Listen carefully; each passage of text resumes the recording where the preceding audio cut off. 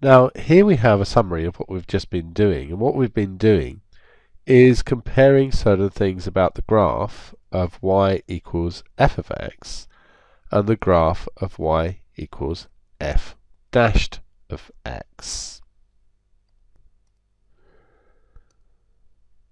Now when the function is increasing and getting steeper, the gradient function is the x-axis and has a gradient. So what we're saying is here that if we look at the graph of the original function, the function is increasing, i.e. it has a positive gradient, and that gradient is getting steeper as we go along here. So what's going to happen on the gradient function? Well, whenever this has a positive gradient, it has to be above the x-axis, because that's where things are positive, above the x-axis, and they'd be negative down here.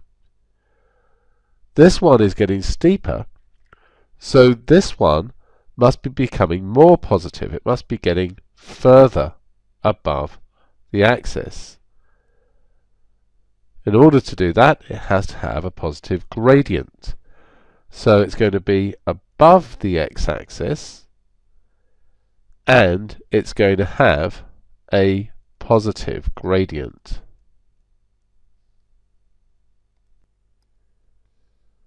Now when the original function is increasing but it's becoming less steep, the gradient function is the x-axis and has a gradient.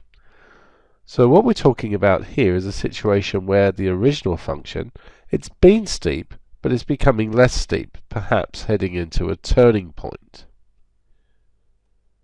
Now note the gradient is still positive, so the gradient function's got to be above the x-axis.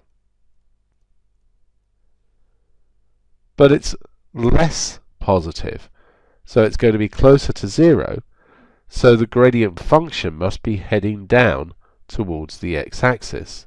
So that means it has a negative gradient. So now we have the function is decreasing but getting steeper. And then we want to say the same things about the gradient function. Well, the original function now has a negative gradient. It doesn't matter whether it's above the axis or below, because the gradient function is just looking at the gradient. So it might be coming down like this, and it's just getting steeper. It's becoming more and more negative. So the gradient function would be below the axis, because now the gradient is negative, and it's becoming more negative. It's getting steeper, so it must be going downwards like so. So it's going to be below the x-axis, and because it's coming further away from the x-axis, it's going to have a negative gradient. Now the function is decreasing, but it's becoming less steep. So our original function has had a negative gradient, but it's becoming less steep, perhaps going in towards a turning point. So what's going to happen with the gradient function? Well, the gradient is still negative, so it's going to be below the axis, but it's becoming less negative, coming towards 0.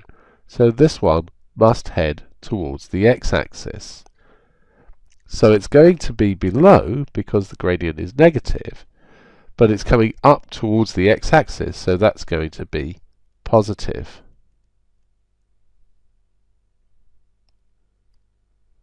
Now finally, when the function has a stationary point, the gradient function, so let's think about that. So stationary point, doesn't really matter whether it's a maximum or a minimum, or we might even have a horizontal point of inflection.